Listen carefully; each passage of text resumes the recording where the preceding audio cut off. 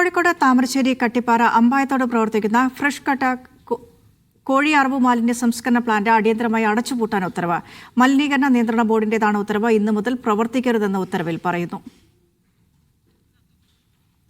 T Nandagopal ചേരും വാർത്തയുടെ വിശദാംശങ്ങളുമായി. നന്ദു, കഴിഞ്ഞ കുറേ കാലമായുള്ള പ്രദേശത്തെ ആളുകളുടെ നിരന്തരമായ ആവശ്യമാണ് ഫ്രഷ് കട്ടിൽ മൂലമുണ്ടാകുന്ന ദുരിതങ്ങൾ ബാധിച്ച് ഒരു പ്രദേശവാസികളാകെ ദുരിതത്തിൽ കഴിയുകയാണ്. അവരുടെ ദുരിതത്തിന് ഒരു പരിഹാരമായി എന്ന് വേണമോ കരുതാൻ?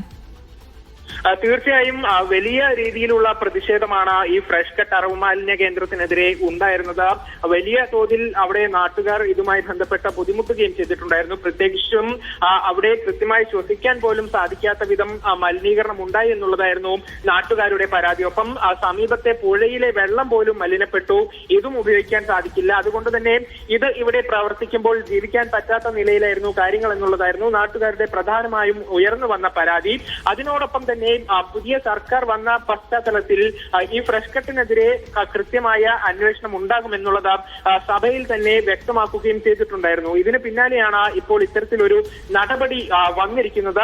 മലിനീകരണ നിയന്ത്രണ ബോർഡാണ് ഈ നടപടി ഉത്തരവ് പറഞ്ഞിരിക്കുന്നത്. ഇന്ന് മുതൽ ഫ്രഷ് കട്ട് പ്രവർത്തിക്കാൻ പാടില്ല എന്നുള്ളതാണ് ഉത്തരവിൽ പറഞ്ഞിരിക്കുന്നത്. അതിൽ പ്രധാനമായും പറഞ്ഞിരിക്കുന്ന കാര്യങ്ങൾ തുടർച്ചയായി മലിനീകരണവുമായി ബന്ധപ്പെട്ട പരാതികൾ ഇതിനെതിരെ വന്നിരിക്കുന്നു എന്നുള്ളതാണ്. ഈ പരാതികളൊക്കെ പരിശോധിച്ച് ഇതിൽ സത്യമുണ്ടെന്ന് കണ്ടെത്തിയിട്ടുണ്ട്. അതോടൊപ്പം നഷ്ടപരിഹാരവുമായി ബന്ധപ്പെട്ട കാര്യങ്ങളിലൊന്നും തന്നെ ഒരു നടപടിയും ഫ്രഷ് കട്ടിന്റെ ഭാഗത്തുനിന്നും ഉണ്ടായിട്ടില്ല. ഇപ്പോഴും മാലിന്യം പുറത്തേക്ക് ഉൾപ്പെടെ തള്ളുന്നുണ്ട്. കഴിഞ്ഞ തവണ മഴ പെയ്തപ്പോൾ പുഴയിൽ വെള്ളം നിറഞ്ഞിരുന്നു. ഈ വെള്ളത്തിലേക്ക് ഫ്രഷ് കട്ടിൽ നിന്നുമുള്ള മാലിന്യമൊക്കെ ഒഴുകിയെത്തുകയും ചെയ്തു. അത് പഞ്ചായത്ത് അധികൃതർ ഉൾപ്പെടെ എത്തി പരിശോധിച്ച് സ്ഥിരീകരിക്കുകയും ചെയ്തിട്ടുണ്ടായിരുന്നു. ഇതിന്റെ എല്ലാം അടിസ്ഥാനത്തിലാണ് ഇപ്പോൾ ഇത് അടച്ചുപൂട്ടാൻ തീരുമാനമായിരിക്കുന്നത്.